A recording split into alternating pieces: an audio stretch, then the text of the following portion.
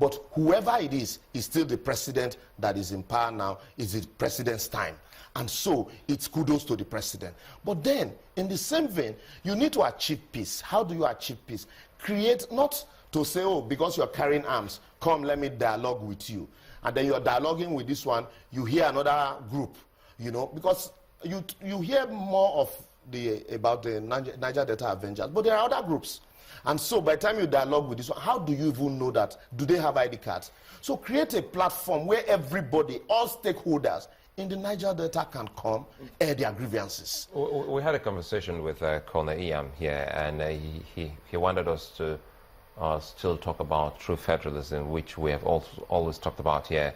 You've also joined your voice in talking about true federalism. But if you look at what has happened during the last administration concerning the conference and the outcome of the conference, Nigerians like Colonel Iam still wondering why is it that this government has not opened the books to see those solutions, those discussions. These are some of the demands the Sovereign National Conference or the Constitutional Conference that was held, you know, in the tail end of this last administration.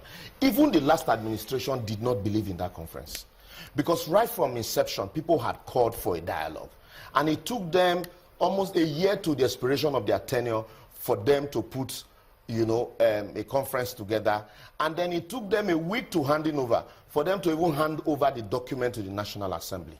That's for the last administration. This administration, including the president, well, we're all part of PRONACO in Lagos here, and they came up with a document to say this is the way to go, all about restructuring the entity called Nigeria. And what happened to that PRONACO document that they so sang about while they were in opposition? And so these are all of the issues. And if we're talking about finding solutions, finding peace, what would ordinarily be the problem of the man in the north if the Niger Delta Avenger region or the South-South region, you know, the responsibility of the South-South region was entirely for the South-South people? That does not mean that the center does not have a stake. The center will have a stake, like it happens in true federalism. But then, what you see happen is everybody, the government, the federal government is octopus. And so it's everywhere. It collects from everybody, and then in a bid to balancing, you share to people according to local government and not according to, and then in some cases according to derivation. But it doesn't still help the question. You know, at this stage, let me just even ask, I mean, because if you look through history books, it hasn't always been like this. Because before independence, I think 1958 precisely, we saw how it was. Mining, rents and royalties, where I think the states, all producing states, got something about 67.4% or so. Yes. Non-oil producing states, I read that article where they also talked about them getting 12.6%, and then the government getting 20% of mining rents and royalties. But ever since that time, one government or the other, they've modified it.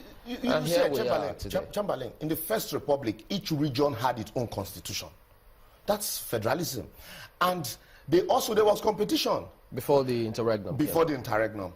There were competitions. You had the University of Ife, now the Obafemi Awolowo University, was built from cocoa funds.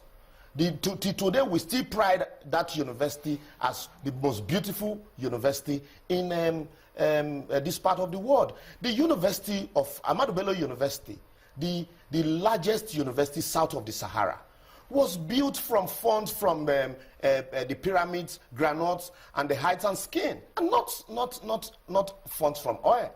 You had coal in the north. They all had their constitution. They all had this working arrangement, like the sharing formula then.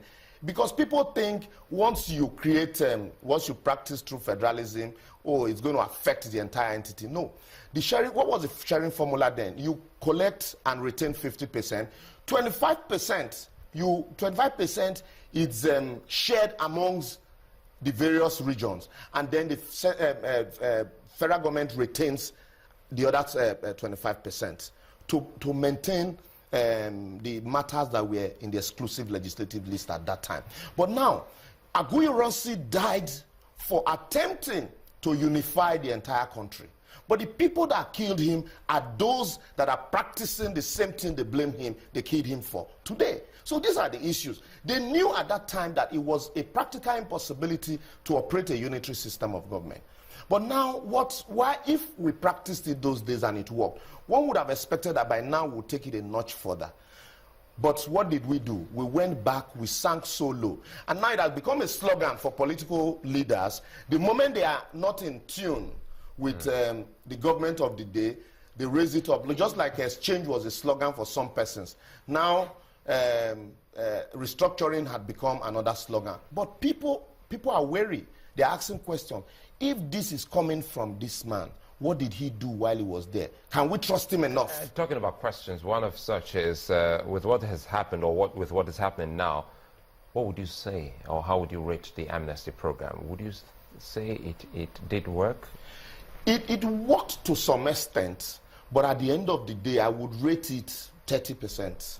At what point did it stop working? You know, because from the word go, it was not, there was no clear-cut intention about amnesty. It was about, some people felt it was an opportunity to allow the boys to lay down arms while the government develops the region. But unfortunately, from what we later saw, that wasn't what the government was out for. They just wanted an opportunity to enrich certain persons while they go on, you know, with the usual business of degrading the environment and making so much money from there. And that was why the program, for me, failed largely, because it refused to have an all-inclusive arrangement. And for the president, sorry, quickly, Chamberlain, I had expected that as soon as the president came on board, rather than cancel the program, a program that achieved 30% success, is not something you just step down on and say, look, I don't want to be involved in. You look at it, why that is going on. I don't believe in it anyway, but then you look at it and say, look, how do we restructure it to achieve success while we go back to its original state of developing the region? But that didn't happen. Let's wrap up with talking about us as a people. Yeah. Because year in, year out, several things are talked about. The people from north to east to west to south, everybody wants peace. But then we've seen, I'm not saying anyone is right or wrong, with the figures about the anti-corruption drive being bandied, certain persons, individuals with humongous figures. When we read them in the press, we actually imagine, is this actually true?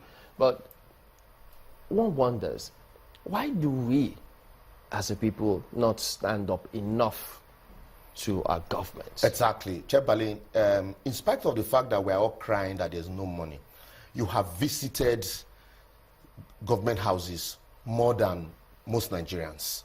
You see that the ordinary man on the street will be told to tighten their belt. But your governors will live, ostentatious lifestyle, ministers with 15 cars convoy, and then the people are further polarized, because the moment you are APC, the tendency is for you to even fight your brother who is telling you the truth, that look, these people are the same. That's why it's easy for somebody to jump from APC to PDP, PDP to APC to Labour Party and back. That we need to be united against these persons and demand for the basic things, accountability and welfare. Because then security, because the security of the people, the welfare and security of the people is the basic, essence of government. But because the people are not united, if you talk about local government structure now, that is almost non-existent, apart from being salary-paying agencies, some people will tell you, no, you need to scrap it because people are... But it's all about... If you look deep into it, there's need for the fact that it's not working means that it needs restructuring. It needs tinkering. But rather than us allowing it, allowing for reworking, because of the party that we support, you say, oh, no, scrap it. If your party says it should be scrapped. But if you're in opposition that day, you say, no, we need to restructure, we need to... That it's largely about the people. Look at the same Niger Delta issue that we talk about. They had governors who were multi-billionaires, richer than the states. Alamesia was one of the most corrupt governors in this country. You have, even apart from the Niger Delta, even in the northeast where crisis is ongoing. How about in Yako? These are the issues. These people are united, for one purpose, to continually impoverish the Nigerian people. But the Nigerian people are not united, but, for themselves. On the flip side, can one actually get elected into office and then deliberately cause trouble in the country? Because if there's trouble, he can't govern. Yes, yes, it happens. Look at, I forgot the name of this lady who worked in Canada for years, and she was never found wanting of stealing a kobo. But she came here and she mismanaged and embezzled billions because the opportunity is there to embezzle. Maurice Iwu was a pharmacist in America. All the things he did here, he couldn't have done it in America. Chimaroke Namani practiced medicine in America. Everything he did in Enugu, he won't try it in America because there are systems in place that will immediately, you don't need to look at the president's body language or the governor's body language to work. The system will be immediately activated against you once you fall, once you fall out of line. But here, we don't wait for you to, even if you like, fall out of line, provided you don't fall out of favor. We certainly need some soul searching. Liberal Oshoma is a legal practitioner and the public affairs analyst. My pleasure. We appreciate your coming on this morning. Thank you. Well, that's where we also draw the curtains today on the program. We thank you for watching and your thoughts as well. We'll be back tomorrow. I'm Chamberlain also. Many thanks. I'm Sulaiman. See you again.